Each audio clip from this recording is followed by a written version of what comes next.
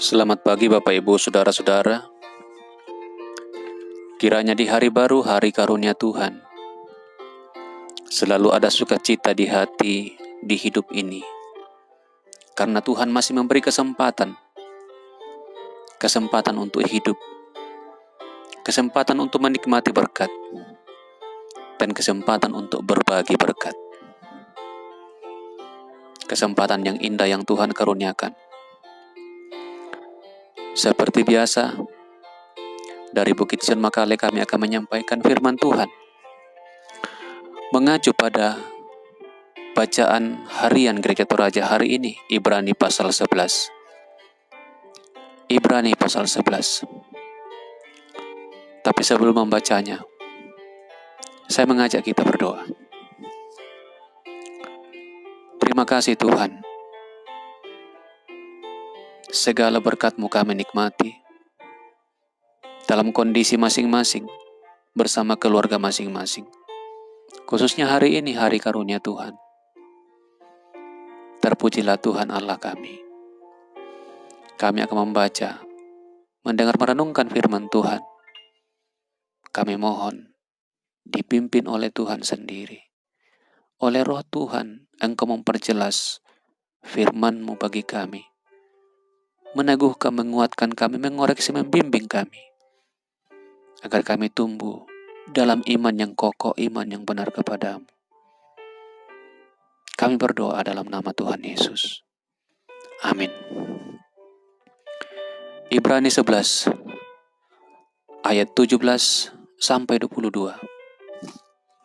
Ibrani 17 ayat 11 sampai 22. Karena iman maka Abraham, tatkala ia dicobai, mempersembahkan Ishak. Ia yang telah menerima janji itu, rela mempersembahkan anaknya yang tunggal.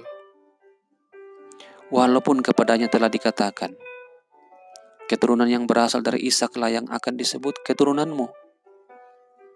Karena ia berpikir bahwa Allah berkuasa membangkitkan orang-orang sekalipun dari antara orang mati. Dan dari sana ia seakan-akan telah menerimanya kembali. Karena iman maka Ishak sambil memandang jauh ke depan, memberikan berkatnya kepada Yakub dan Esau. Karena iman maka Yakub, ketika hampir waktunya akan mati, memberkati kedua anak Yusuf, lalu menyembah sambil bersandar pada kepala tongkatnya. Karena iman maka Yusuf, menjelang matinya, memberitakan tentang keluarnya orang-orang Israel, dan memberi pesan tentang tulang belulangnya. Amin. Bapak Ibu Saudara, dari renungan bacaan ini saya beri judul renungan, kepastian iman. Kepastian iman. Mungkin tema ini jarang kedengaran di telinga kita. Karena kita sudah biasa mendengarkan, dan Alkitab juga berkata bahwa iman adalah sesuatu hal yang akan terjadi di depan. Sesuatu yang belum terjadi sekarang, tapi akan terjadi. Jadi bagaimana mungkin saya berbicara tentang kepastian? Kepastian iman. Karena iman yang tidak pasti juga lah, maka banyak orang yang menjadi ragu-ragu, bahkan meninggalkan imannya, atau juga tidak serius dengan imannya. Karena iman selalu terkait dengan hal yang akan terjadi di depan. Iman adalah keterkaitan antara hati dengan janji Tuhan. Keterpautan, keterikatan antara janji Tuhan dengan hati kita. Tapi mengapa saya berbicara tentang kepastian iman? Karena pembacaan Alkitab kita juga berbicara tentang hal ini. Khususnya dalam Ibrani pasal 11. peristiwa yang terjadi sejak awal mula manusia. Mulai dari Habel manusia anak dari manusia yang pertama, Adam dan Hawa. Kemudian Henok, kemudian Nuh, kemudian Abraham, dan banyak tokoh-tokoh yang lain. Ketika mereka percaya, tentu belum terjadi apa yang mereka percayai. Ketika Nuh percaya kepada perkataan Tuhan, bahwa ia disuruh membangun bahtera yang besar, karena akan terjadi air bah. Ketika ia percaya dan ia membangun bahtera, air bah belum ada. Air bah belum terjadi. Tapi ia percaya janji Tuhan. Ia percaya perkataan Tuhan. Ia percaya perintah Tuhan. Dan ia melakukan tepat seperti yang Tuhan perintahkan. Pada saat ia melakukannya, ia belum melihat apa-apa terkait dengan janji Tuhan. Tapi sesudah ia selesai melakukan membangun bahtera itu, maka janji Tuhan benar-benar terjadi. Air bah benar-benar terjadi dan ia selamat bersama saudara-saudaranya. Dan Alkitab mencatat itu. Itulah yang saya maksudkan kepastian iman. Ketika Nuh, ketika Henok, ketika Habel, ketika Abraham disuruh keluar dari negerinya menuju tanah Kanaan, belum terjadi. Tapi bertahun, berbulan, waktu kemudian mencatat benar-benar terjadi. Itu yang saya maksudkan pasti. Termasuk dalam bacaan kita. Ketika Abraham diuji imannya oleh Tuhan, ia percaya janji Tuhan. Ia percaya perintah Tuhan. Maka ia tidak ragu melakukan apa yang Tuhan perintahkan. Mempersembahkan anak satu-satunya. Walau ia sendiri mendengarkan dari Tuhan. Keturunan yang berasal dari Ishak-lah yang akan disebut keturunanmu. Ia sendiri mendengarkan dari Tuhan.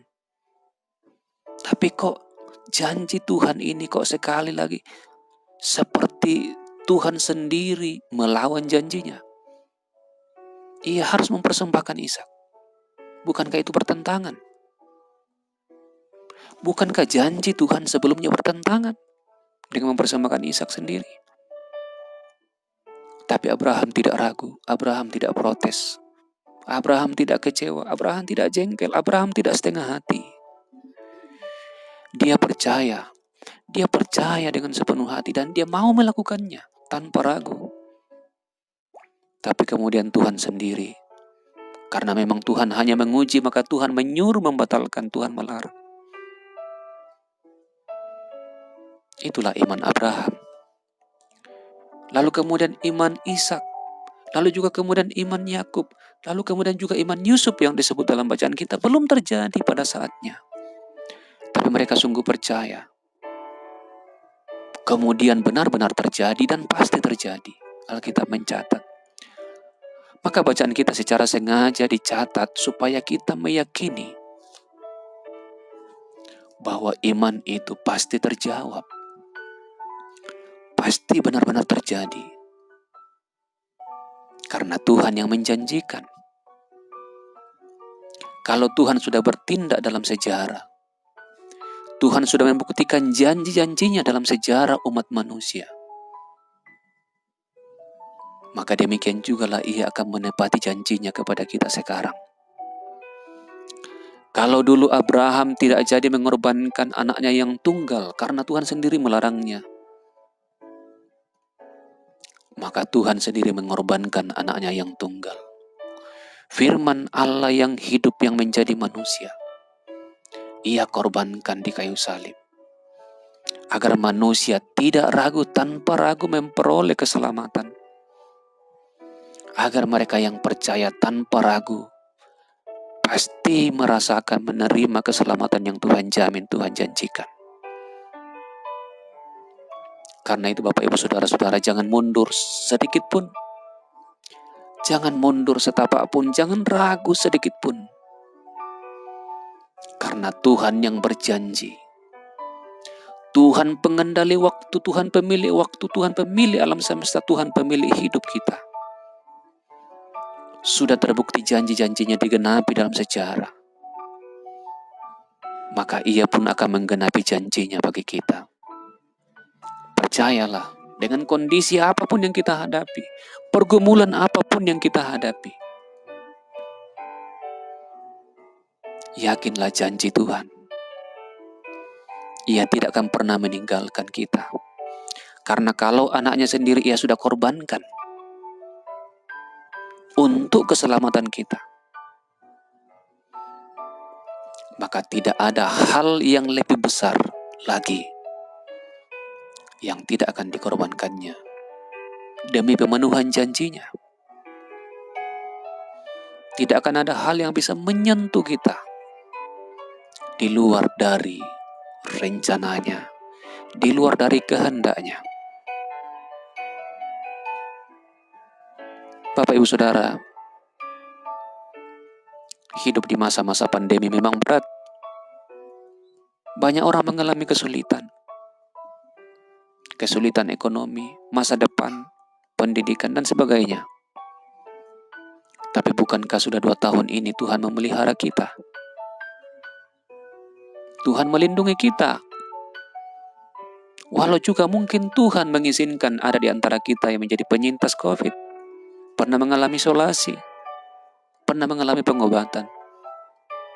Walau bahkan juga mungkin di antara kita ada keluarga kita yang meninggal. Tapi sekali lagi, bukankah dalam Kristus ada jaminan, ada kepastian kebangkitan dan kehidupan kekal? Maka jangan ragu. Milikilah iman. Karena iman kepada Kristus pasti. Iman kepada Allah pemilik alam semesta pasti. Karena Dialah pemilik kita, pemilik kehidupan kita. Arahkan hidup kita. Percayalah. Berkat-berkat yang diberikannya kita nikmati setiap hari, setiap waktu.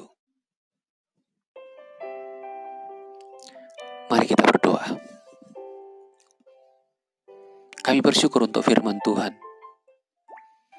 Kiranya menjadi kekuatan, peneguhan, koreksi, bimbingan bagi kami. Oleh pimpinan Tuhan sendiri, roh Tuhan sendiri, kami makin tumbuh dalam iman yang benar. Iman yang meyakini kepastian bersama dengan Tuhan. Karena Engkaulah Tuhan kami, Engkaulah Allah kami. Engkau mengenal kami, kondisi masing-masing kami, pergumulan kami. Yakinkan kami Tuhan bahwa pergumulan seberat apapun tidak akan pernah lebih besar daripada kekuatan yang Tuhan sediakan. Termasuk di kondisi pandemi saat ini. Pandemi akan berlalu, tapi Tuhan tidak akan berlalu. Berkati negara kami, bangsa kami. Berkati pemerintah kami, berhikmat kekuatan. Bapak Bupati, Wakil Bupati, Gubernur, Presiden, seluruh aparat pemerintahan. Berkati vaksinasi terus berjalan. Berkati protokol kesehatan yang kami terapkan bersama. Berkati saudara-saudara kami yang miskin, yang berkekurangan, dilanda musibah, bencana alam, kelaparan, Tuhan pelihara. Dilanda konflik di berbagai negara. Kasihani mereka. Dan ajar kami mengasihi sesama kami. Bentuk gereja Tuhan, berkati gereja Tuhan menjadi berkat bagi dunia ini. Menyatakan cinta kasih Kristus kepada dunia ini.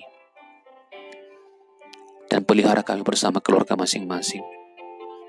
Terpuji Engkau Tuhan Allah kami. Dalam nama Tuhan Yesus kami berdoa. Amin.